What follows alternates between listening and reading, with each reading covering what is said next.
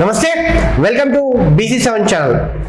గౌడ ప్రపంచానికే గౌడ బిడ్డలు ఏంటనేది ఒక ఉద్యమ రూపంలో చూపించిన వ్యక్తులు ఎంతోమంది ఉన్నారు. అలాంటి గౌడ సామాజిక వర్గం నుంచి ఈరోజు మనతో మాట్లాడడానికి, ఇంటర్వ్యూలో మాట్లాడడానికి అంబాల నారాయణ గౌడ గారు ఉన్నారు. అసలు గౌడ చరిత్ర ఏంటి, ఎట్లా పుట్టుకొచ్చింది, ఏ విధంగా ఉద్యమాలు చేశారు, అసలు రూపకల్పన ఎట్లా ఉంటుంది, ఇవన్నీ చర్చించుకునే ప్రయత్నం చేద్దాం. నమస్కారం అండి. గౌడ చరిత్ర ఎక్కడి నుంచి మొదలైంది, అసలు ఎట్లా ఉంది? మానవ నాగరికతలో అనేక వృత్తి కులాలకు సంబంధించిన ఆవిర్భావం శ్రమ నుండే పుట్టి అనేక పరిణామాల క్రమంలో వాళ్ళ యొక్క సంస్కృతి, సామాజిక నేపథ్యం, వాళ్ళ యొక్క అభివృద్ధితో పాటు వాళ్ళ యొక్క ఉన్నతి కూడా మరి పరిణామ క్రమంలో అభివృద్ధి చెందింది. ముఖ్యంగా కల్లుగీత వృత్తికి సంబంధించి, గౌడ సామాజిక వర్గానికి సంబంధించి ఈ కమ్యూనిటీ అనేది ఎంతో చారిత్రక నేపథ్యం కలిగింది. గతంలో మన బెంగాలుగా చెప్పబడే ప్రాంతంలో గౌడ రాజ్యం వర్ధిల్లిందని చెప్పి కూడా చరిత్రకారులు మనకు అనేక సందర్భాల్లో చెప్తూ ఉంటారు. దాంతోపాటు దక్షిణ భారతదేశంలో మన వరంగల్ జిల్లా కిలాషాపురం తాటికొండ గ్రామంలో కూడా సర్దార్ సర్వాయి పాపన్న అని మన గౌడ మహానీయుని ఆధ్వర్యంలో మొఘల్ పాలకులకు వ్యతిరేకంగా పోరాడిన చరిత్ర కూడా ఉంది. గోల్కొండ రాజ్యాన్ని కూడా గౌడులు వశపరుచుకొని పరిపాలించిన చరిత్ర కూడా మనకు 300 సంవత్సరాల క్రితం తెలంగాణలో మరి సర్వాయి పాపన్న యొక్క పోరాట పటిమను చూసినప్పుడు మనకు తెలుస్తుంది. ఈ విధంగా చూసుకుంటూ పోతుంటే మరి గౌళ్ళ యొక్క వృత్తి నేపథ్యం అనేది చాలా చారిత్రకమైంది.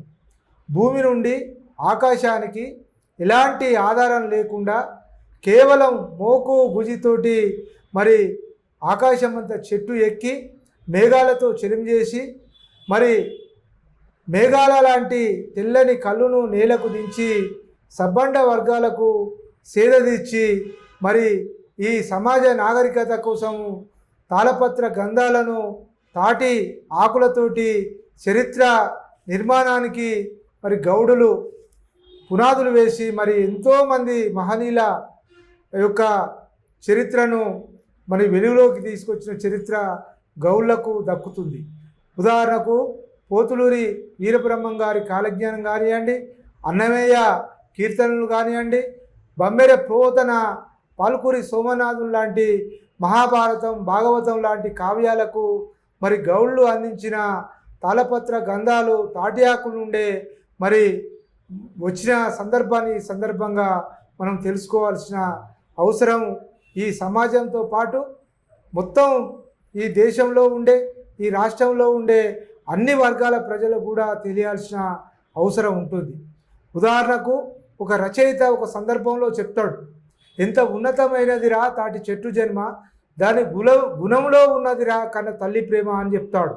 దాంతోపాటు మరి ఆ తాటి చెట్టు కానీ, ఆ గౌడు కానీ అందించే తాటి ఆకులతోటి పూరి గుడిసెలు మరి పూర్వం నెలకొల్పబడ్డాయి. ఇంటి నిర్మాణానికి తాటి దూలాలు వాసాలుగా మారినాయి. మరి మనిషి పుట్టిన నుండి మొదలుకుంటే చనిపోయేంత వరకు తాటి చెట్టు యొక్క ఔన్నత్యాన్ని ఆ రచయిత తన పాటలో వర్ణించిన తీరును ఈ సందర్భంగా మనం గుర్తు చేసుకోవాల్సిన అవసరం ఉంటుంది. అయితే గౌడ్ల చరిత్ర మొదటి స్థానం నుంచి అటు దేవుళ్ళు దేవతల నుంచి కూడా మన గౌడ్ల చరిత్ర అనేది ముందుకు వస్తూ ఉంది. మనం చూస్తూ ఉంటాం, ఇలవేలిపోయినటువంటి ఎల్లమ్మ తల్లిని గౌడ్లు బాగా ఆరాధిస్తారు. కళ్ళు గీసినప్పుడు కూడా ఆవిడికి ఫస్ట్ శాఖ పెట్టింటారు. అక్కడి నుంచి చరిత్ర మొదలైన తర్వాత ఇప్పుడు ఇక్కడి వరకు వచ్చినాం. అంటే ఎల్లమ్మ తల్లి చరిత్ర కానివ్వండి, కంఠమహేశ్వరుని చరిత్ర కానివ్వండి, కౌండిన్య మహర్షి చరిత్ర కానివ్వండి, వనం మైసమ్మ చరిత్ర కానివ్వండి, వీళ్ళంతా కూడా ప్రకృతి దైవాలు. ప్రకృతిని ఆరాధించడంలో మొదటి వరుసలో గౌడ సామాజిక వర్గం ఉంటుంది. ఉదాహరణకు ఎల్లమ్మ తల్లి చరిత్ర చూసినప్పుడు ఆమె ఒక గౌళ్ళ ఆరాధ్య దైవంగా, గౌళ్ళ యొక్క ఆడబిడ్డగా ఆమె మరి ఆ రోజు నుండి ఈ రోజు వరకు తెలంగాణ జిల్లాలలో అన్ని ప్రాంతాల్లో ఆమె గుళ్ళు కట్టుకొని ఆరాధించబడుతున్న గొప్ప దేవత ఎల్లమ్మ తల్లి. మరి పరశురాముని యొక్క బాధను తట్టుకోలేక మన గౌడ ఇంటికి వచ్చి మరి కళ్ళు గానుగలో దాచుకొని ఆమె రక్షించబడుతుంది కాబట్టి మా ఇంటికి వచ్చి మా యొక్క ఇంట్లో దాచుకొని మాకు దీవెనలు ఇచ్చింది కాబట్టి ఎల్లమ్మ మా ఆడబిడ్డ అని చెప్పి శివుడు నుండి కంఠమహేశ్వరుడు పుట్టిండు కాబట్టి కంఠమహేశ్వరుని యొక్క వంశగా గౌడ సమాజం ఇప్పటికీ ఎల్లమ్మను కానివ్వండి కంఠమహేశ్వరుని కానీ పూజిస్తుంటారు. అదేవిధంగా కౌండిన్య మహర్షి మన గౌళ్ళ యొక్క మూల పురుషుడు కాబట్టి ఆయనను ఈ గౌడ సమాజము మన యొక్క మూలాలను తెలుసుకోనికి మొదటి గురువుగా, మొదటి మన యొక్క ఆరాధ్యునిగా కంఠమహేశ్వరిని పూజిస్తుంటాం. అదేవిధంగా వనం మైసమ్మ వనంలో ఉండి ఈ తాటి చెట్టు ఎక్కే గీతన్నలను, గౌళ్ళను ఎల్లవేళలా పాములు, తేళ్ళు ఇలాంటి వన్య మృగాల నుండి నిరంతరం పర్యవేక్షిస్తూ కాపాడుతుంది కాబట్టి వనం మైసమ్మను ఈ గౌడ సమాజం ఎల్లవేళలా పూజిస్తుంటారు. ముఖ్యంగా ప్రకృతితోటి ఈ సామాజిక వర్గం మమేకమైంది. గౌడు తాడి చెట్టు దిగిన వెంటనే తను గీసిన కళ్ళును అమ్మవార్లకు సాకపోస్తాడు. ఈ శాఖ వెనుకాల ప్రకృతిని ప్రేమించడంతో పాటు అనేక రకాల జీవరాశులకు, ఉదాహరణకు కింద చీమలు, చలిచీమలు, నల్లచీమలు ఉంటాయి. ఆ సాగపోసిన కళ్ళుతోటి అవి తమకు ఆహారంగా భావించి అవి వాటిని ఆహారంగా తీసుకుంటాయి. అంటే గౌడు సమాజానికి, మానవులకు ఏ విధంగా ఈ కళ్ళు పోసి తాటి ముంజలిచ్చి, తాటి పండ్లు ఇచ్చి, తాటి గేగులు ఇచ్చి ఏ విధంగా సేద తీరుస్తుండో ప్రకృతిలోని పశుపక్షులను, చీమలను కూడా తన యొక్క ప్రేమతోటి వాటిని కూడా ఆహారం అందించే గొప్ప గుణము ఈ గౌడ సమాజానికి ఉందనేది ఈ సందర్భంగా మనం తెలుసుకోవాల్సిన అవసరం ఉంటుంది. అయితే మొదటిగా కౌండిన్య మహర్షి నుంచి గౌడ యొక్క కులం పరంపర కొనసాగుతూ వచ్చింది. కౌండిన్య మహర్షి బ్రాహ్మణ కులానికి చెందిన వ్యక్తి అంటూ కూడా మనకు. అయితే ప్రజెంట్ ఉన్న సిచ్యువేషన్లో గౌడ్లు బ్రాహ్మణ కులాన్ని వదిలిపెట్టి ఇటు శాకాహారాన్ని వదిలిపెట్టి మాంసాహారం వైపు రావడం కారణాలు ఏమన్నా మీకు ఐడియా ఉందా? అంటే గౌడ్ల సామాజిక వర్గానికి సంబంధించి వీళ్ళు మొదటి నుండి కూడా శైవానికి సంబంధించిన వీరశైవం. భారతదేశంలో తమిళనాడులో కానివ్వండి, కేరళలో కానివ్వండి, కర్ణాటకలో కానివ్వండి, తెలంగాణలో కానివ్వండి, ఈ గౌడ సామాజిక వర్గం మొదటి నుండి శివుణ్ణి తమ కులదైవంగా, కంఠమహేశ్వరుని వారసులుగా వాళ్ళు చాలా గొప్పగా పూజిస్తారు. ఎంత గొప్పగా అంటే వీళ్ళ యొక్క చరిత్ర మొత్తం కూడా చాలా గొప్పగా ఉంటుంది. ఉదాహరణకు శివుణ్ణి ఆరాధించే క్రమంలో వీళ్ళు ఉల్లిగడ్డ కూడా తినని సందర్భాలు ఉంటాయి. వీరి చెట్టుకు లింగం, లొట్టికి లింగం, మెడలో లింగం, గుజికి లింగం, మోకుకు లింగం, ఇట్లా లొట్టికి లింగం.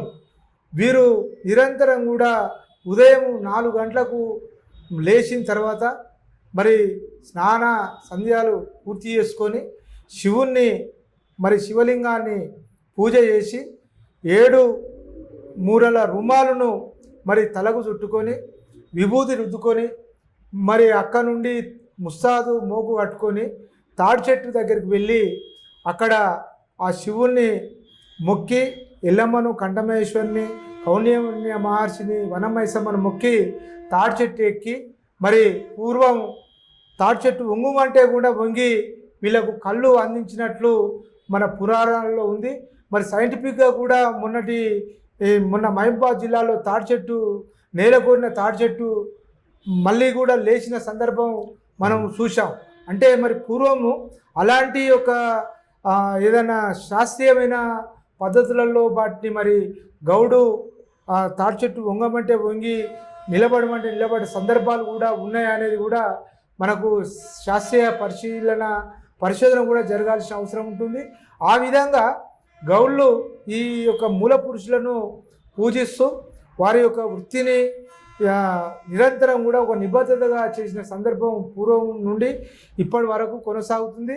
మరి ఆధునిక కాలంలో ఈ మధ్యకాలంలో మరి అలాంటి సందర్భాలు పోయి ఈ కాలంలో తాటి చెట్ల మీకెళ్ళి పడి గౌడన్నలు గీతన్నలు మరి సంవత్సరానికి దాదాపు 200-300 మంది పడి చనిపోవడం జరుగుతుంది. ఇది చాలా బాధాకరం. ఎందుకంటే మరి సమాజానికి కొన్ని వేల సంవత్సరాలుగా సేవలు అందించిన ఈ వృత్తిదారులు ఇప్పటికీ చెట్ల మీకెళ్ళి పడి మరణించడం అనేది ఒక బాధాకరమైన విషయం. ఈ యొక్క అంశం నుండి ఈ యొక్క ప్రమాదాల నుండి మరి ఆధునిక పనిముట్లు ఈ వృత్తిదారులకు అంది వీరి యొక్క సేవలు ఇంకా కూడా ఈ సమాజానికి అందాల్సిన అవసరం ఉందని ఈ సందర్భంగా తెలియజేస్తున్నాం. అయితే దేశవ్యాప్తంగా కూడా గౌడన్నలు ఎంత జనాభా ఉంటారు అండ్ దాంట్లో ఒక్కొక్క రాష్ట్రాలలో ఒక్కొక్క విధంగా గౌడ నామాలతో పిలుస్తూ ఉంటారు. ఎగ్జాంపుల్గా తెలంగాణలో గౌడ్ అంటారు, ఆంధ్రలో శెట్టి బల్జా అనే పిలుస్తారు, మన కర్ణాటకలో గౌడ అని పిలుస్తారు. ఇట్లా అసలు రాష్ట్రాలలో మీకు తెలిసినవి ఎన్ని ఉన్నాయి, ఎంతమంది జనాభా ఉంటారు దేశవ్యాప్తంగా కూడా కొనసాగుతుంది?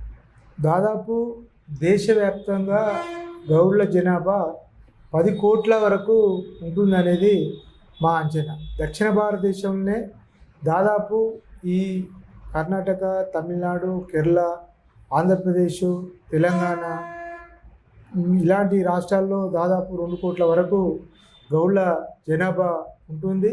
మరి తమిళనాడులో నాడార్లుగా, మనకు కేరళలో ఈలవ యజవ కమ్యూనిటీలుగా, మనకు కర్ణాటకలో గౌడ ఈడిగా, మన ఆంధ్రప్రదేశ్లో శెట్టిపలిజ, శ్రీశైన, యాత ఈ విధంగా గౌడుగా, తెలంగాణలో ఈడిగా గౌడ్లుగా, మరి మనకు ఉత్తర భారతదేశంలో పోతే జైస్వాల్స్గా, తర్వాత బిల్వాగా, బండారీస్గా, ఇట్లా దాదాపు 26 రకాల నామాలతోటి ఈ గౌడ సామాజిక వర్గం పిలువబడుతుంది.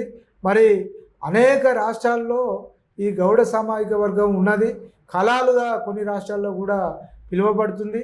మరి అన్ని నామాలను ఒకే పేరుగా ఒక గౌడుగా కానీ, ఒక కళాలుగా కానీ, ఒక నాడారుగా కానీ పిలువబడితే మనం భారతదేశంలో ఈ గౌడ సామాజిక వర్గం ఒక రాజకీయ శక్తిగా కూడా మరి పునర్నిర్మాణం జరగాల్సిన అవసరం ఉంటుంది. ఆ వైపు ఈ మధ్య కాలంలోనే దక్షిణ భారతదేశ గౌడ సమ్మేళనాలు జరుగుతున్నాయి. మరి టోటల్గా దేశవ్యాప్తంగా గౌడ సామాజిక వర్గాలకు సంబంధించిన ఒక సమ్మేళనం, ఒక ఐక్యత జరగాల్సిన అవసరం ఉంటుంది. భారతదేశ వ్యాప్తంగా ఉన్న ఈ గౌడ సామాజిక వర్గం యొక్క చరిత్రను మరి ఏ రాష్ట్రాల్లో ఏ పేర్లతో పిలువబడుతున్నారో, ఏ రాష్ట్రాల్లో ఏ విధంగా వీళ్ళ జీవన స్థితిగతులు ఉన్నాయో ఇంకా సమగ్రంగా అధ్యయనం చేయాల్సిన అవసరం ఉంటుంది. దక్షిణ భారతదేశం వరకు మనం రాజకీయ చైతన్యాన్ని ఇప్పటి వరకు కనబరిచాం. తమిళనాడులో 1960కి ముందే కామరాజు నాడారు ముఖ్యమంత్రిగా, అఖిల భారత కాంగ్రెస్ పార్టీ జాతీయ అధ్యక్షులుగా, భారతరత్న అవార్డు పొందిన గొప్ప వ్యక్తిగా, గరీబ్ హఠావో 5 సూత్రాల పథకం ఇందిరాగాంధీ గురువుగా ఉన్న వ్యక్తిగా కామరాజు నాడారు. మరి అక్కడ ఆయన పేరు కానీ గౌళ్ళ యొక్క చైతన్యం కానీ మనకు ఇప్పటి వరకు తెలుసుకున్నాము. దాంతోపాటు కేరళలో శ్రీ నారాయణ గురు SNDP అని ఒక సామాజిక ఉద్యమాన్ని, గుడి బడి సామాజిక గౌరవం, మాకు ఇంగ్లీష్ విద్య అని చెప్పి మరి అక్కడ 100 సంవత్సరాల క్రితమే ఒక గొప్ప పోరాటం చేసి మరి కేరళలో ఈరోజు 100% అక్షరాస్యత, పేదరికం లేని రాష్ట్రంగా ఉందంటే అది నారాయణ గురు 100 సంవత్సరాల క్రితమే SNDP అనే ఒక ఉద్యమాన్ని చేపట్టి ఆ రోజు నంబూత్రీలు నాయర్లకు వ్యతిరేకంగా మీరు గుడికి రానియకపోతే మేమే గుడి కట్టుకుంటాం, మీరు శివుని పూజించనియకపోతే మా శివుని మేమే పూజించుకుంటాం, మీరు మాకు చదువు చెప్పకపోతే మేము ఇంగ్లీష్ విద్య నేర్చుకుంటామని చెప్పి మరి అక్కడ పెద్ద ఉద్యమాన్ని ఆయన ప్రారంభించాడు. ఆ ఉద్యమ ఫలితంగా మన కేరళలో అచ్యుతానందన్ అని చెప్పి మరి కేరళ ముఖ్యమంత్రిగా ఒక గౌడు ముఖ్యమంత్రిగా ఉన్నాడు. మొన్నటి వరకు ముఖ్యమంత్రిగా ఉన్న విజయన్ కూడా గౌడుగా 10 సంవత్సరాలు మొన్నటి వరకు ముఖ్యమంత్రిగా ఉన్నాడు. ఆ కేరళ రాష్ట్రంలో మరి గౌడ్లు అంతర్జాతీయ స్థాయి వ్యాపారాలు కానీ విద్యావంతులు కానివ్వండి, ఇస్రో లాంటి వాటికి చైర్మన్లుగా మరి శివనాడార్ లాంటి వాళ్ళు కావడం అనేది గౌళ్ళ యొక్క విజ్ఞానానికి, వాళ్ళ యొక్క జ్ఞానానికి, వాళ్ళ చైతన్యానికి నిదర్శనంగా మనం తెలుసుకోవచ్చు. కర్ణాటకలో చూసుకుంటే మనకు రాజ్ కుమార్ అని చెప్పి పెద్ద సినిమా యాక్టర్. ఆయన ప్రపంచంలోనే మనకు ఇక్కడ భారతదేశ తెలంగాణ ఆంధ్రప్రదేశ్లో ఎన్టీ రామారావు ఎలాగనో అక్కడ రాజ్ కుమారు వాళ్ళ కొడుకులు కూడా ఇండస్ట్రీలో పెద్ద పేరు పోయారు. బంగారప్ప అని కూడా అక్కడ మరి ముఖ్యమంత్రిగా ఆయన చరిత్ర మనకు ఉంటుంది.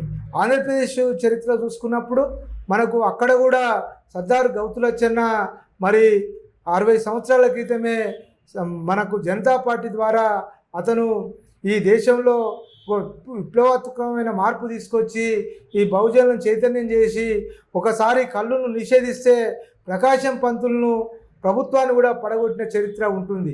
బహుజన ఉద్యమానికి సర్దార్ గౌతులచ్చన్న పునాది రాయి లాంటి వారి యొక్క చరిత్ర ఇచ్చాపురం నుండి మద్రాసు వరకు రైతు పాదయాత్ర చేశాడు. స్వతంత్ర సమరయోధుడు. మరి ఆనాడు చాలామంది మహనీయులతోటి గాంధీతోటి ఉప్పు సత్యాగ్రహంలో పాల్గొని మరి ముఖ్యమంత్రి అయ్యే శక్తి సామర్థ్యాలున్న గొప్ప వ్యక్తి మనకు సర్దారు గౌతులచ్చన్న. తెలంగాణ వరకు చూసుకున్నప్పుడు తెలంగాణలో దేవేంద్ర గౌడ్ కానివ్వండి, మరి ఇక్కడ ఉన్న శ్రీనివాస్ గౌడ్ లాంటి వాళ్ళు తెలంగాణ ఉద్యమంలో, స్వామి గౌడ్ లాంటి వాళ్ళు తెలంగాణ ఉద్యమంలో, మాతో పాటు చాలామంది తెలంగాణ ఉద్యమంలో పాల్గొని మరి ఇక్కడ స్వరాష్ట్రం సాధించడానికి మేము అనేక త్యాగాలు చేసి ఈ రాష్ట్రాన్ని సాధించుకున్న చరిత్ర మనం మరవకూడదు. మరి ఇంకా రానున్న రోజులలో భవిష్యత్తులో తెలంగాణలో గౌడ ముఖ్యమంత్రి కూడా కావాల్సిన అవసరం ఉంది. దానికోసం గౌడ్లు ఇక్కడ రాజకీయాలకు అతీతంగా సంఘటితం కావాల్సిన అవసరం ఉంటుంది. వాళ్ళ యొక్క హక్కుల కోసం, ఐక్యత కోసం, అస్తిత్వం కోసం ఐక్య ఉద్యమాలు, రాజకీయ సమీకరణలో అనగారిన బహుజన కులాలను కలుపుకొని సర్దార్ సర్వాయి పాపన్న 365 సంవత్సరాల క్రితము కుండలు చేస్తే కుమ్మరివాడు, చెప్పులు కుడితే మాదిగవాడు, చేపలు పడితే బెస్తవాడు, తాళ్ళెక్తే గమ్లవాడు, మునగాడి చట్టం వచ్చినా పాలగాడి చట్టం వచ్చినా అని చెప్పి ఈ జనాలందరినీ ఏకం చేసి మరి ఈ దేశంలో మార్క్సిజము, మావోయిజము, పూలేయిజం రాకముందుకే మరి ఈ బహుజన రాజ్యం కోసం పోరాడి గోల్కొండను జయించి ఎవరి సామాజిక వర్గం ఎంత ఉందో అంత వాళ్ళకు అధికారంలో భాగస్వామ్యం కల్పించి భూమి పంచి సాంస్కృతిక విప్లవం సృష్టించిన గొప్ప పోరాట యోధుడు. ఆధునిక కాలంలో కూడా ఆయన యొక్క ఆలోచన విధానం మరి మనకు స్ఫూర్తిదాయకం. ఆయన యొక్క పోరాట స్ఫూర్తితోటి గౌళ్ళు మరి అన్ని రంగాల్లో ముందుకు పోవాల్సిన అవసరం ఉంటుంది. అన్ని కులాలను కలుపుకొని ఇక్కడ అణగారిన కులాలు ఎదుర్కొన్న హక్కుల కోసం ఐక్య పోరాటాలు నిర్మించాల్సిన అవసరం ఉంటుందని ఈ సందర్భంగా మీ ద్వారా తెలియజేస్తున్నాం. వ్యాప్తంగా చూస్తే ధర్మభిక్షణ్ గౌడ్ పాత్ర ఏంటి గౌడ్లో? ఎందుకంటే ఇప్పుడు ఈ మధ్య కాలంలో కొంతమంది పిల్లలకు కానీ చరిత్ర తెలియదు, గౌడ్ల చరిత్ర తెలియదు. ఇప్పుడు వచ్చిన జనరేషన్స్కి ఏమాత్రం ప్రతి ఇంట్లో గౌడ్ల ఇంట్లో చరిత్ర చెప్పాల్సిన అవసరం ఎంతైనా ఉంది, రైట్? అట్లాంటి చరిత్ర చెప్పకుండా ఇప్పుడు మనం అందరం సాఫ్ట్వేర్ ఇంజనీర్లు, ఆ ఇంజనీర్లు అనుకుంటా ఒకవైపు వెళ్తుంటే నెక్స్ట్ వృత్తి ధర్మం చేయాల్సిన వ్యక్తులు చాలా తక్కువైపోతుంది. ఇప్పటికే తాళ్ళు ఎక్కే వాళ్ళు చాలా తక్కువైపోయారు. అంటే ఈరోజు గౌడ సామాజిక వర్గము వారి యొక్క మూలాలను వాళ్ళు తెలుసుకోవాల్సిన అవసరం ఉంటుంది. మనం ఆ మధ్యకాలంలో 7th సెన్స్ అనే ఒక తమిళ సినిమా చూసాం. అయితే మన యొక్క పోరాట పట్మను కానీ, మన యొక్క చైతన్యాన్ని కానీ, మన యొక్క మూలాలను కానీ, మన యొక్క DNA ఎక్కడి నుండి వచ్చింది, మన యొక్క పూర్వీకులు ఏ విధంగా పోరాట శక్తులుగా ఉన్నారు అనేది తెలుసుకోవాలంటే ఆ యొక్క జ్ఞానాన్ని ఈ తరానికి అందించాల్సిన అవసరం ఉంటుంది.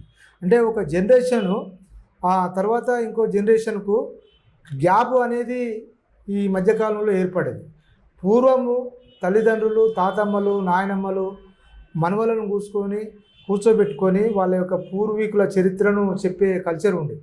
ఈరోజు ఒక కుటుంబంలో తల్లి, తండ్రి మధ్యలో పిల్లల మధ్యన ఫోన్ అనే ఒక కల్చర్ వచ్చిన సందర్భంగా ఈ పూర్వీకుల యొక్క చైతన్యం కానీ ఒక తండ్రి తర్వాత తాత వరకే తెలుస్తుంది తప్పితే ఆ తాత తర్వాత మన చరిత్ర ఏందనేది తెలియని పరిస్థితి. ఇలాంటి సందర్భంలో మనం మన పూర్వీకుల గురించి చెప్పాల్సిన అవసరం ఉంటుంది. ధర్మభిక్షం అంటే ఎవరు, ధర్మభిక్షం దేనికోసం పనిచేసిండు, ఆయన జీవితాన్ని ఈ సమాజం కోసం ఏ విధంగా అంకితం చేసిండు, పెళ్లి చేసుకోకుండా ఈ కల్లుగీత వృత్తిదారులు ఎదుర్కొంటున్న సమస్యలు కానీ, ఈ రాష్ట్రంలో మరి నిజాం పాలనలో ఈ పీడిత వర్గాలు ఎదుర్కొంటున్నప్పుడు దున్నేవాందే భూమితో పాటు ఎక్కేవాందే చెట్టు అని చెప్పి తెలంగాణ రైతాంగ సాయుధ పోరాటంలో ఈ వర్గాల కోసం ఆయన జైలు జీవితం కానివ్వండి, ఆయన యొక్క పోరాటం కానివ్వండి, నాగార్జున సాగర్ లాంటి మరి ఆనకట్టలు కట్టినప్పుడు ఆయన కూలీల పక్షాన ఏ విధంగా నిలబడ్డాడు, ఆయన సూర్యాపేటలో మరి విద్యార్థి దశలో ఉన్నప్పుడు విద్యార్థిగా ఉంటూనే మరి చదువు యొక్క ప్రాధాన్యత తెలియజేస్తూ మరి ఉదయం పూట చందాలు అంటే బడి కోసం చందాలు వసూలు చేసి రాత్రిపూట టీచర్లను పెట్టి పిల్లలకు ఏ విధంగా చదువు నేర్పించాడు, దానివల్ల ఎంతమంది ప్రయోగులయ్యారు, ఏ విధంగా ఆయన ఎమ్మెల్యేగా ఎంపీగా గెలిచి మరి 500 మంది ఆయన మీద పోటీ చేస్తే ఒక పుస్తకంలాగా బ్యాలెట్ పేపర్ అయినా కూడా ఆయన గుర్తు కంకికొడువలు చూసుకొని ఏ విధంగా ప్రజలు ఓట్లేసారు, మరి ధర్మభిక్షం యొక్క పోరాటం ఈ జనరేషన్కు ఏ విధంగా అవసరం ఉంటుంది అనేది మన యొక్క చరిత్రను మన పిల్లలకు మనమే తెలియజెప్పాల్సిన అవసరం ఉంటుంది. తెలియజెప్పినప్పుడే వారి యొక్క చైతన్యం వాళ్ళు అందుకోగలుగుతారు. లేకుంటే ఇప్పుడు గాలికి తాళ్ళు లేచిపోయినట్లు లేచిపోతారు. కాబట్టి ఒక బలమైన విత్తనాలుగా ఈ తరంలో మన పిల్లలను మన యొక్క పూర్వీకుల చరిత్ర చెప్పాల్సిన అవసరం ఉంటుందనేది నా యొక్క వ్యక్తిగతమైన అభిప్రాయం. నెక్స్ట్ ఒక 5 సంవత్సరాల తర్వాత వెనక్కి చూస్తే తాళ్ళు ఎక్కలేని పరిస్థితుల్లో చాలా గౌడ కుటుంబాలు ఇప్పటికే ఉన్నాయి. అటు తాటి చెట్లు కానీ ఈత చెట్లు కానీ ఏవైనా పర్లేదు. సో అసలు ఎట్లా దీన్ని మోటివేషన్ ముందు తీసుకెళ్ళాలి, ఎందుకంటే మన తరము అంతరించిపోతుందా అనేది కూడా క్వశ్చన్ మార్క్ చాలా సందర్భాలు వినబడతా ఉంది. ఎట్లా మీరు చూస్తారు? అంటే ఈ తాటి చెట్టు ఎక్కడం అనేది ఒక సాహసోపేతమైన చర్య. దాన్ని ఇప్పుడు మనము తెలంగాణలో తాళ్ళెక్కే చైతన్యం అందుకోవాలని చెప్పి నా కలం పేరు మీద మూక్శ్రీ కలం పేరు మీద రాసిన. ఆ సందర్భంగా ఒక మాట చెప్పి నేను తాళ్ళెక్కే చైతన్యం అందుకోండి, బతుకు తెరువు కోసం కాదు, జీవితంలో ఎలా నిలబడాలో ఎలా పోరాట పటిమను అందుకోవాలో తాళ్ళెక్కే చైతన్యం నేర్చుకోండి అని చెప్పి ఒక దీర్ఘ కవిత నేను రాయడం జరిగింది. అంటే తాళ్ళెక్కే చైతన్యం వల్ల నువ్వు ప్రతికూల పరిస్థితులలో కూడా జీవితంలో నిలబడే శక్తి తాళ్ళెక్కే చైతన్యం వల్ల మనకు దొరుకుతుంది. అంటే ఎలాంటి పరిస్థితులైనా ఒక తాటి చెట్టు మీద నువ్వు తాడెక్కినప్పుడు నీకు గాలి ద్వారం వస్తే ఆ యొక్క పరిస్థితులలో నువ్వు ఏ విధంగా జీవితంలో నిలబడాలో తాళ్ళెక్కే చైతన్యం వల్ల తెలుస్తుంది. నువ్వు మోకేసుకొని నువ్వు 20 లీటర్ల కళ్ళును 30 లీటర్ల కళ్ళును భూమి మీదకి ఏ విధంగా తీసుకురావాలనో ఆ యొక్క పట్టుదల నీకు తాళ్ళెక్కే చైతన్యం వల్ల తెలుస్తుంది. మనకు తమిళనాడు రాష్ట్రంలో ప్రతి సంవత్సరం చిన్నపిల్లలకు కూడా తాళ్ళెక్కడం వాళ్ళు ఒక కల్చరల్ సాంస్కృతిక ఉద్యమం లాగా పెడుతున్నారు. 6 సంవత్సరాల పిల్లగాడు కూడా మోకు గుజి వేసుకొని తాటి చెట్టు 1 నిమిషంలో ఎక్కి దిగే ఒక ఉద్యమం అక్కడ జరుగుతుంది. అదేవిధంగా కళ్ళు పండుగ, కళ్ళు సీజన్లో మొత్తం కూడా కళ్ళును అంతా సేకరించి పేద ప్రజలకు కళ్ళు పండుగ లాగా చేసి కళ్ళును కూడా పంపకం చేస్తున్న కల్చరు మనకు తమిళనాడు రాష్ట్రంలో జరుగుతుంది. అట్లా ఇక్కడ కూడా ఒక ఉత్సవంలాగా ప్రతి సంవత్సరం మన విద్యావంతులు పెద్ద పెద్ద ఉద్యోగాల్లో ఉన్న వాళ్ళు కూడా ప్రతి సంవత్సరం ఒకసారి తాళ్ళెక్కించే కల్చర్ను ఉద్యోగస్తుడైనా వ్యాపారి అయినా కోటీశ్వరుడైనా ఎవరైనా ఒక్కసారి వచ్చి ఒక వనంలో తాళ్ళెక్కే ట్రైనింగ్ పెట్టినప్పుడు ఆయన ఒకసారి మోకు గుజేసుకొని ఒక 4 అడుగులు ఎక్కువ దిగాలి. ఆ దిగడం వల్ల ఏమవుతుందంటే ఆ చైతన్యం వాళ్ళ లోపల వస్తుంది. ఒక 4 అడుగులు ఎక్కువ దిగాలి. ఆ దిగడం వల్ల ఏమవుతుందంటే ఆ చైతన్యం వాళ్ళ లోపల వస్తుంది. కొత్త తరం నువ్వు ఇంజనీరింగ్ చేసినా డాక్టర్ చేసినా నువ్వు తాళ్ళు ఎక్కకున్నా ఎక్కినా ఆ చైతన్యాన్ని నువ్వు అందుకోగలిగితే నువ్వు ఆ యొక్క పోరాట స్ఫూర్తి, ఆ చైతన్యం, పూర్వీకుల యొక్క శక్తి సామర్థ్యాలు అందుకునే శక్తిని లోపల వస్తుంది. కాబట్టి అది కేవలం బతుకుదేరువు కోసమే కాదు, అది జీవితంలో ఏ విధంగా నువ్వు పోరాట పటిమతోటి ఏ విధంగా జీవితంలో గట్టిగా నిలబడాలంటే తాళ్ళెక్కే చైతన్యం అందుకోవాలని చెప్పి నేను వ్యక్తిగతంగా మన గౌడ సామాజిక వర్గానికి, యువజనులకు, విద్యార్థులకు నేను ఈ సందర్భంగా తెలియజేస్తాను. సో ఇప్పుడు గౌడ్ల సంబంధించి తెలంగాణ, ముఖ్యంగా తెలంగాణలోకి వస్తే ఎంతమంది జనాభా ఉంటారు, సామాజిక వర్గాన్ని అసలు ఎట్లా ఉంటుంది, అండ్ ప్రభుత్వం ఇచ్చే ఫలాలు ఎట్లా అందుతున్నాయి? అంటే గౌడ సామాజిక వర్గం తెలంగాణలో దాదాపు 30 లక్షల జనాభాకు తక్కువగా ఉండదు అనేది నా వ్యక్తిగతమైన అభిప్రాయం. మన జనాభా తక్కువ కులగణలు చూపించిండ్రు అనేది కూడా వాస్తవం. ఎందుకంటే ఉమ్మడి నల్గొండ జిల్లా, ఉమ్మడి కరీంనగర్ జిల్లాలోనే దాదాపు మన గౌడ్ల జనాభా ఎంత లేదన్నా ఒక 12 నుండి 14 లక్షల జనాభా ఆ 2 జిల్లాలనే ఉంటుంది. నీకు సూర్యాపేట జిల్లా కానివ్వండి, నల్గొండ జిల్లా కానివ్వండి, యాదాద్రి భువనగిరి జిల్లాలో కానివ్వండి, ఊర్లకు ఊర్ల జనాభా గౌడ్లది ఉంటుంది. కరీంనగర్లో తీసుకుంటే ఏ ఊరికి తాటి మండువ లేని ఊరు కానీ, తాటి చెట్లు లేని ఊరు కానీ, ఈత చెట్లు లేని ఊరు కానీ, మండువ లేని ఊరు కానీ, ఊర్లకు ఊర్లు గౌడ జనాభా ఉంటుంది. మనకు రంగారెడ్డి, హైదరాబాదు, నీకు నిజామాబాదు, మహబూబ్నగర్, వరంగల్, ఈ విధంగా మెదక్ జిల్లాలో చూసుకుంటే ఎక్కడ రోడ్డు గౌడు జనాభా లేని ఊరు ఉండదు. మరి జనాభా లెక్కలలో, కులగణలో గౌడ్ల జనాభాను మరి తక్కువ చూపించడం చాలా బాధాకరం. మనకు నా వరకే చూసినప్పుడు మా ఇంటికి జనాభా లెక్కలకు సంబంధించి మరి ఎక్కడ కూడా ఆ ప్రతినిధులు వచ్చిన సందర్భం ఈ హైదరాబాద్ నగరంలో లేదు. అపార్ట్మెంట్లలో కానివ్వండి, మనకు ఇళ్ళకు కానీ రాకుండా మరి తూతూ మంత్రంగానే ఆ లెక్కల నిర్వహణ జరిగింది. గౌళ్లకు తీవ్రంగా నష్టం జరిగింది. ఎందుకంటే గౌళ్ల జనాభా చాలా పెద్దది. నీకు ఆ యొక్క చైతన్యం వీళ్ళు పెరిగింది కాబట్టి గౌళ్లను తక్కువ చేసి చూపించారా అనేది కూడా మరి కొంత అనుమానాలు, అపోహలు ఉన్నాయి. గౌళ్ల యొక్క జనాభా మాత్రం తెలంగాణలో 30 లక్షలకు తక్కువగా ఉండదనేది నా యొక్క ప్రాథమిక అంచనా కానివ్వండి. నేను మొత్తం ఉమ్మడి ఆంధ్రప్రదేశ్లో కానివ్వండి, తెలంగాణలో కానివ్వండి, నేను తిరగని జిల్లా కానీ, తిరగని నియోజకవర్గం లేదు. ఎక్కడ పోయినా ఏ మీటింగ్ పెట్టినా కూడా గౌళ్ళు మరి మన పెద్ద ఎత్తున పాల్గొనేటోళ్ళు. ధర్మభిక్షం ఒక సందర్భంలో చెప్పిండు. ఒకసారి సరూర్ నగర్లో గౌడ్ల మీటింగ్ జరిగినప్పుడు ఈ గౌడ సామాజిక వర్గం అనేది ఇది చింతగుర్తులు లాంటి కులం. ఇది ఎక్కడ చింతగుర్తులాగానే ఉంటారు.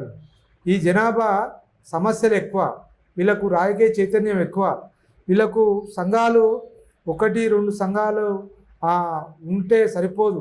ఇన్ని సంఘాలు వచ్చినా కూడా ఈ సమాజానికి అవసరమే. ఇప్పుడు ఆదిలాబాద్లో గౌడు ఉంటాడు, నల్లగొండలో గౌడు ఉంటాడు. ఆదిలాబాద్లో ఎదుర్కొన్న సమస్య నల్లగొండ గౌడు వచ్చి తీర్చలేడు. కాబట్టి అక్కడ సంఘం పుట్టి అక్కడి సమస్యల మీద వాళ్ళు పోరాడాల్సిన అవసరం ఉంటుంది. నల్గొండలో సంఘం పుట్టి నల్గొండలో సమస్యల మీద పోరాడాల్సిన అవసరం ఉంటుంది. ఎక్కడ సంఘం పుట్టినా కూడా ఈ గౌడ సంఘాలు ఎన్ని పుట్టినా సమన్వయంతో కలిసి పనిచేసుకొని సమస్యలను పరిష్కరించాలని చెప్పి ఒక సందర్భంలో అన్నాడు. అంటే ధర్మభిక్షం లాంటి వాళ్ళే ఈ కులము చింతగుత్తు లాంటి కులం. అంటే ఎక్కడ చూసినా గుత్తులుగా వేలాదిగా చీమల పుట్టలాగా ఉంటారు అనేది ఆ పెద్ద మనిషి అతను తిరిగిన పరిస్థితులను బట్టే ఆయన ఆ రోజు ఆ మాట అనేది సందర్భంగా తెలియజేస్తే రాజకీయంగా గౌడ్లను అణచివేయాలని చాలా ప్రభుత్వాలు చూస్తూ ఉన్నాయి. మనకు తెలిసినంత వరకు 2007లో ఏర్పడినటువంటి వైఎస్ రాజశేఖర రెడ్డి ప్రభుత్వంలో గౌడ్లను మొత్తం అంచువేత గురి చేసినారు. రాష్ట్ర వ్యాప్తంగా కూడా కళ్ళు దుకాణాలన్నీ బంద్ చేశారు. ఇంట్లో తిండి లేని స్థితికి కూడా గౌడనలు వచ్చి రావడం జరిగింది. అయితే దాని తర్వాత ప్రభుత్వం మారి స్వరాష్ట్రం ఏర్పడిన తర్వాత బీఆర్ఎస్ ప్రభుత్వం వచ్చి కొంచెం ప్రోత్సాహాలు ఇచ్చి మనకు మంత్రి పదవి ఆల్రెడీ 1-2 మంత్రులుగా ఇవ్వడం జరిగింది. దాని తర్వాత ఇప్పుడు మళ్ళీ రేవంత్ ప్రభుత్వం నడుస్తూ ఉంది. మళ్ళీ అంచువేత గురి. అసలు కావాలని ఎంత పని కట్టుకొని చేస్తారా, ఎట్లా ఉంటుంది అసలు? అండ్ బీఆర్ఎస్ ప్రభుత్వంలో నిజంగానే ఎవరైనా మోకేసుకొని మీద చనిపోతే ఇన్సూరెన్స్ డబ్బులు ఎవరికైనా చెల్లించారా? అంటే 2004కు ముందు మన తెలంగాణ ఉమ్మడి ఆంధ్రప్రదేశ్లో కళ్ళు నిషేధం లేదు. రాజశేఖర రెడ్డి వచ్చిన తర్వాత ఇక్కడ ఒక సందర్భంలో గౌడ్లు అందరూ కూడా ముఖ్యమంత్రిని కలిసి మాకు రెంటలు తగ్గించాలని పోయిన సందర్భంలో ఎక్కువ మంది హైదరాబాద్ గౌడ్స్ రాజశేఖర రెడ్డిని కలవనికి పోయిన సందర్భం. ఆ సందర్భంలో ఈ గౌడ్స్ అందరూ కూడా తెల్లబట్టలు వేసుకొని మెడలో పెద్ద పెద్ద బంగారు గొలుసులు, చేతులకు బంగారు ఉంగరాలు, బ్రాస్లెట్స్ ఇలాంటివి వేసుకొని ముఖ్యమంత్రి తాను పోయినప్పుడు ఈ గౌళ్ళను చూసి వీరు ఇంత ఆర్థికంగా ఇంత పెద్ద ఆజాన్ బావులాగా తెల్లబట్టలు వేసుకొని బంగారం వేసుకొని వచ్చి రెంటలు తగ్గించాలని వచ్చిన తీరు చూసి కొన్ని రిపోర్ట్లు ఈ గౌళ్ళకు సంబంధించి తెచ్చుకున్నప్పుడు ఈ గౌళ్ళకు వ్యతిరేకంగా కొంతమంది వీళ్ళు కళ్ళులో మందు కలిపి కల్తీ చేస్తున్నారు అని చెప్పడంతో మరి హైదరాబాద్లో కళ్ళు దుకాణాలు బంద్ పెట్టడం జరిగింది. తన దగ్గర వ్యక్తులతోటి ఆ సందర్భంగా ఆయన మాట్లాడిందంటే హైదరాబాదు గౌడ్స్ను కట్టగట్టి హుస్సేన్ సాగర్లో చెరువులో ఇంత పెద్దగా పోయింది వేసిన అని చెప్పి మరి గౌళ్ళ మీద వ్యతిరేకతను ఆ విధంగా ఆయనే చాటిన సందర్భం ఈ సందర్భంగా గుర్తు చేయాల్సిన అవసరం ఉంటుంది. వాస్తవంగా ఈ కల్తీ కళ్ళు అనేది కేవలం మరి కొంతమంది ఈ కులేతరులు కూడా ఇందులోకి ప్రవేశించి మనకు మహబూబ్నగర్లో కొంతమంది వ్యక్తులు, తర్వాత నిజామాబాద్లో కొంతమంది వ్యక్తులు, రాజకీయ నాయకులు ముఖ్యంగా ఈ వృత్తిలోకి ప్రవేశించి దీన్ని వ్యాపారంగా మలిచి ఈ పేరు చెడ్డ పేరు మొత్తం గౌన్ల మీద నెట్టేసిన సందర్భం మనం గమనించాల్సిన అవసరం ఉంటుంది.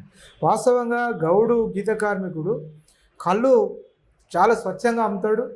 స్వచ్ఛంగా కళ్ళు పోసి మరి పేద ప్రజలకు సేద తీర్చిన సందర్భం కూడా మనం గ్రామాల్లో చూస్తాం. చాలామంది కళ్ళు తాగి అనేక రకాల రోగాలను, పొద్దల కళ్ళు మంచి కళ్ళు తాగితే నరాల బలహీనత కానీ చాలా రకాల జబ్బులు కూడా మనం కళ్ళు తాగడం వల్ల పోయిన సందర్భం మనం గమనిస్తాం.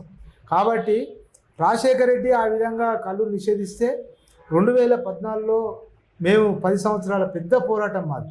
మేము ఈ సంఘంలో నాయకులుగా ఎదగడానికి కూడా రాజశేఖర రెడ్డి కళ్ళు నిషేధించినాకనే మాలాంటి వాళ్ళు మరి ఈ కళ్ళు గీత ఉద్యమ నాయకులుగా ఎదిగినాం.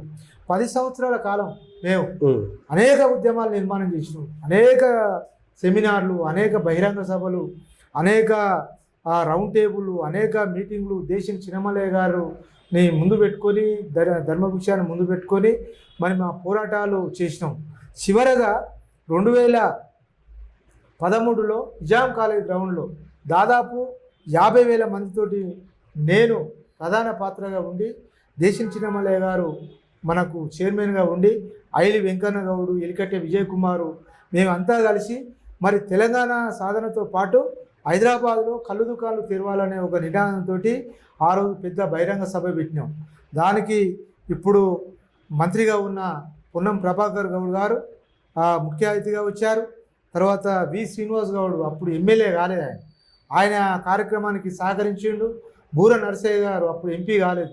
తర్వాత స్వామి గౌడు, తర్వాత మనకు తెలంగాణలో ఉండే చెరుకు సుధాకర్ గౌడ్ లాంటి వాళ్ళు చాలామంది ప్రముఖులు ఆ మీటింగ్కి వచ్చారు.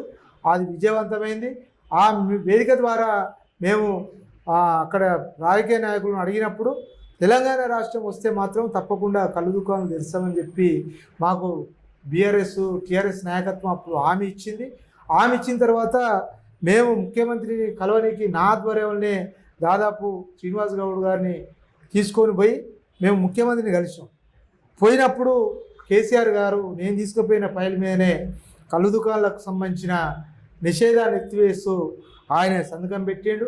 నా యొక్క పర్సనల్ నెంబర్ తీసుకొని మనం మళ్ళా కూడా కలిసి భోజనం చేద్దామని చెప్పిండు. ఆ విధంగా మేము ఒక 10 సంవత్సరాలు పోరాడటం వల్ల హైదరాబాద్లో కళ్ళు దుకాణాలు తెరిపించుకున్నాం. ఆ తర్వాత కాలంలో చెట్టు పన్ను మనకు రద్దు అయింది. 10 సంవత్సరాలు లైసెన్సులు పెంచుకున్నాం. 5 లక్షల రూపాయలు ఎక్స్గ్రేషియో పెంచుకున్నాం. చెట్ల మీదకి వెళ్ళి పడ్డ కుటుంబాలను ఆదుకోగలిగినాం. 2,000 రూపాయలు 50 ఏళ్ళకే మనకు పెన్షను సాధించుకోగలిగినాం. హైదరాబాదు నడిబొడ్డున నీరా కేపును నిర్మాణం చేసుకోగలిగినాం. దాని తర్వాత సర్వాయి పాపన్న కోటలు కూలిపోతే మా ఆధ్వర్యంలోనే మేమే మరి శ్రీనివాస్ గౌడ్కు మాకు అత్యంత దగ్గరి పెద్దలు వాళ్ళు.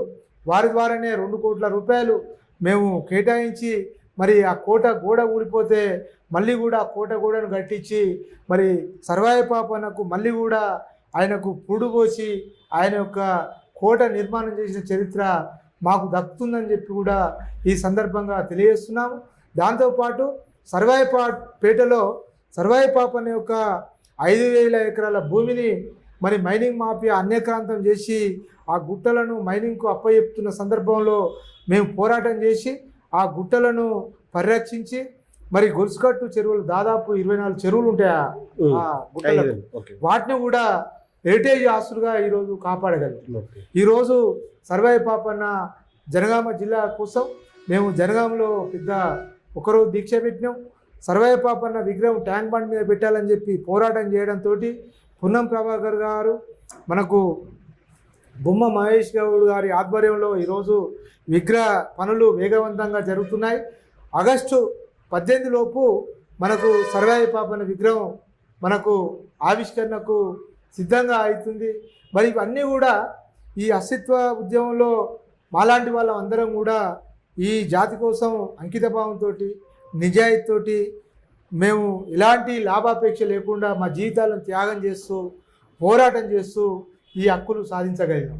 ఇంకా కూడా రానున్న రోజులలో గౌడు ముఖ్యమంత్రి కావాలని చెప్పి ఈ యొక్క సామాజిక వర్గం కేవలం రాజకీయాలకే కాకుండా సాంస్కృతికంగా, సామాజికంగా, విద్యాపరంగా, ఆర్థికంగా ఈ అన్ని రంగాల్లో అభివృద్ధి సాధించి మరి అణగారిన కులాలు ఏవైతే అధికారానికి దూరంగా ఉన్నాయో ఆ కులాలను కూడా అధికారంలో భాగస్వామ్యం కల్పించే విధంగా సర్వాయి పాపన్న స్ఫూర్తితోటి ఆయన అందించిన చైతన్యంతో మరి అన్ని వర్గాలకు ఏ కులము ఎంత ఉందో, ఎవరి జనాభా ఎంత ఉందో వారికి రాజ్యాధికారంలో కానీ సంపదలో కానీ అన్ని రంగాల్లో వారి వాటా అంత దక్కాలనేది ఒక సామాజిక సూత్రం.